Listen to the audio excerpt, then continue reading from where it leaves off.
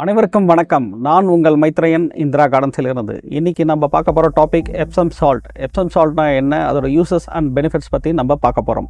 Epsom சால்ட்னா என்ன அப்படின்னு பார்த்தீங்கன்னா ஹைட்ரேட்டட் மெக்னீஷியம் சல்ஃபேட். இதில் என்னென்ன எலிமெண்ட்ஸ் இருக்குதுன்னு பார்த்தீங்கன்னா மெக்னீஷியம், ஆக்சிஜன், சல்ஃபர், ஹைட்ரஜன். இந்த எலிமெண்ட்ஸ்லாம் எப்சம் சால்ட்டில் இருக்குது. இது செடிகளுக்கு நம்ம முக்கியமாக எதுக்காக யூஸ் பண்ணுறோம் அப்படின்னு பார்த்தீங்கன்னா மெக்னீஷியமுக்காக தான் நம்ம செடிகளுக்கு இதை யூஸ் பண்ணுறோம். இது இயற்கையாக கிடைக்கக்கூடிய பொருள், நச்சுத்தன்மையற்றது. மெக்னீஷியமோட ரோல் என்னென்னு பார்த்தீங்கன்னா ஃபோட்டோசிந்தசிஸ்க்கு ஒரு முக்கியமான காம்பனண்ட்டாக விளங்குது. ஃபோட்டோசிந்தசிஸால் தான் செடிகள் உணவை உற்பத்தி பண்ணுது. இலைகளில் குளோரோஃபில்ல க்ரீன் பிக்மெண்ட்டுன்னு ஒன்று இருக்கும், அது மெக்னீஷியமால் ஆனது. மெக்னீஷியமால் தான் செடிகள் பச்சை பசேலும் அடர்த்தியாகவும் வளருது. சில மேக்ரோ நியூட்ரியண்ட்டை, அதாவது நைட்ரஜன், பாஸ்பரஸ், அதெல்லாம் ரூட்லேருந்து அப்சர்வ் பண்ணி செடிக்கு கொடுக்குறதுக்கு உதவுது.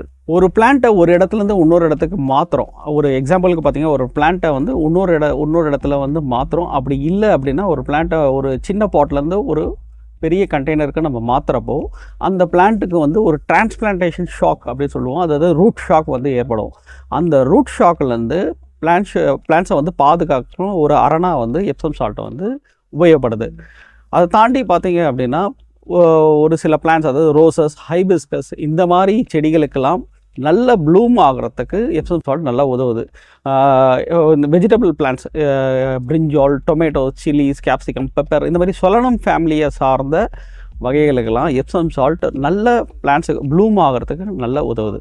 சில பெஸ்ட்டை வரவிடாமல் தடுக்குது. சீட் ஜெர்மினேஷன் ஆகிறதுக்கும் ரொம்பவே யூஸ்ஃபுல்லாக இருக்குது. எப்சம் சால்ட் பார்த்திங்க அப்படின்னா 3 கிரேடில் கிடைக்கும். என்னென்ன கிரேட் அப்படின்னு பார்த்தீங்கன்னா, ஃபஸ்ட்டு வந்து அக்ரிகல்ச்சர் கிரேட், அது வந்து நம்ம பிளான்ட்ஸுக்கு வந்து உபயோகப்படுத்துறது. செகண்ட் அப்படின்னு பார்த்தீங்கன்னா மெடிக்கல் கிரேடில் கிடைக்கும். அது என்னென்னு பார்த்தீங்கன்னா ஃபுட் அடிட்டிவ் அண்ட் பர்சனல் கேருக்கு நம்ம உபயோகப்படுத்துறது. அடுத்தது இண்டஸ்ட்ரியல் கிரேட், அது கெமிக்கல் இண்டஸ்ட்ரீஸ் வந்து உபயோகப்படுத்துகிறாங்க. நம்ம யூஸ் பண்ணுறது பார்த்திங்க அப்படின்னா அக்ரிகல்ச்சர் கிரேடு, அதை தான் நம்ம வந்து செடிகளுக்கு வந்து உபயோகப்படுத்துகிறோம். எப்சம் சால்ட் பார்த்திங்க அப்படின்னா பொதுவாக 2 ஃபார்மில் வரும். ஒன்று வந்து கிறிஸ்டல் ஃபார்மில் வரும், இன்னொன்று வந்து பவுடர் ஃபார்மில் வரும். எப்சம் சால்ட் நம்ம இதோட டிஸ்அட்வான்டேஜஸ் இப்போ பார்க்க போகிறோம். இதை வந்து நம்ம வந்து மண்ணில் வந்து ரொம்ப அதிகமாக நம்ம வந்து உபயோகப்படுத்தக்கூடாது.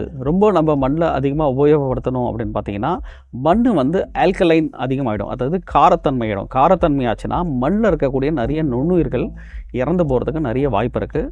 அதனால் போதுமான அளவு மட்டுமே நம்ம வந்து மண்ணில் உபயோகப்படுத்தணும். இப்போது எப்சம் சால்ட் நம்ம செடிகளுக்கு எப்படி வந்து உபயோகப்படுத்தலாம் அப்படின்னு நான் உங்களுக்கு செஞ்சு காட்ட போகிறேன். இந்த கேன் இதில் பார்த்தீங்கன்னா 1 லிட்டர் ஸ்ப்ரே பாட்டில் இது. இதில் பார்த்தீங்கன்னா 1 டேபிள் ஸ்பூன், அதாவது ஃபுல்லாக ஸ்கூப்பாக இருக்கக்கூடிய 1 டேபிள் ஸ்பூன் எப்சம் சால்ட் எடுத்திருக்கேன். எடுத்துகிட்டு இதுக்குள்ளே போட்டாச்சு. நம்ம வந்து வாட்டரில் வந்து நல்லா வந்து மிக்ஸ் பண்ணிக்கணும்.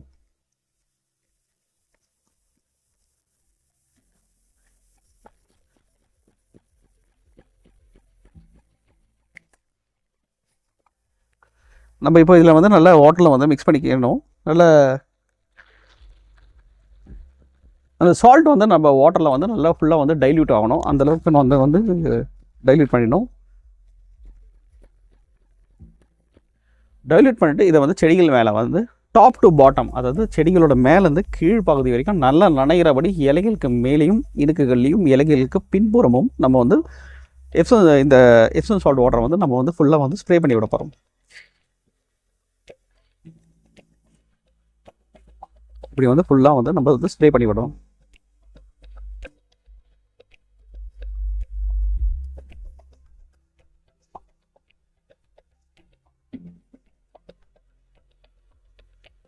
செடிகள் மேலே இப்படி நம்ம வந்து ஸ்ப்ரே பண்ணி விடலாம். இது மாதிரி நம்ம ஸ்ப்ரே பண்ணி விடுறது மூலியமாக உங்களுக்கு வந்து நல்லா வந்து ஃப்ளவர்ஸ்லாம் நல்லா ப்ளூம் ஆகும். ப்ளூம் ஆகி நல்ல ஒரு வெஜிடபிள்ஸ் வந்து நல்லா வந்து நம்மளுக்கு ஃபார்ம் ஆகிறதுக்கு நல்லாவே வந்து எப்சம் சால்ட்டை வந்து உபயோகப்படும். அதை தாண்டி அப்படி பார்த்தீங்க அப்படின்னா நம்ம வந்து மண் கலவைகளில் சேர்க்கலாமா அப்படின்னு பார்த்தீங்கன்னா அந்த டிரான்ஸ்பிளான்டேஷன் அப்போ சேர்த்தா போகிறோம். அதை தாண்டி பார்த்தீங்க அப்படின்னா இதில் இருக்கக்கூடிய வாட்டர், நம்ம டெலிட் பண்ண வாட்டரை வந்து நம்ம பேலன்ஸ் இருக்கிற வாட்டர் தாராளமாக வந்து மண் கலவையிலும் நம்ம வந்து சேர்த்து விடலாம்.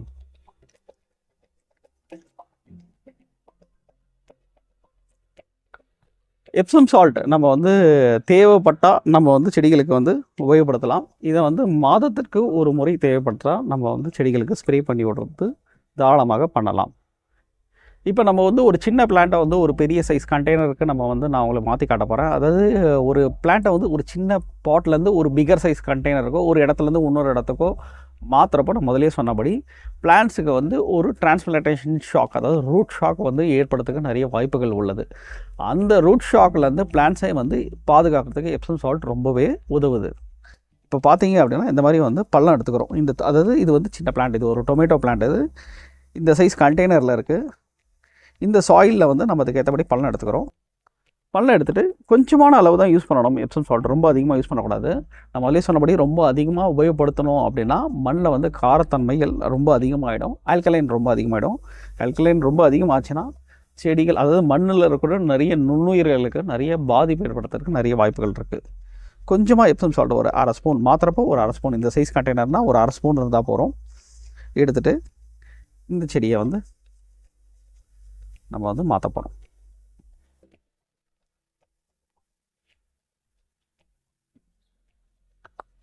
பார்த்திங்கன்னா தெரியும், அப்படியே பாட்டிலேருந்து பிளான்ட் அப்படியே அழகாக வந்திருக்கு.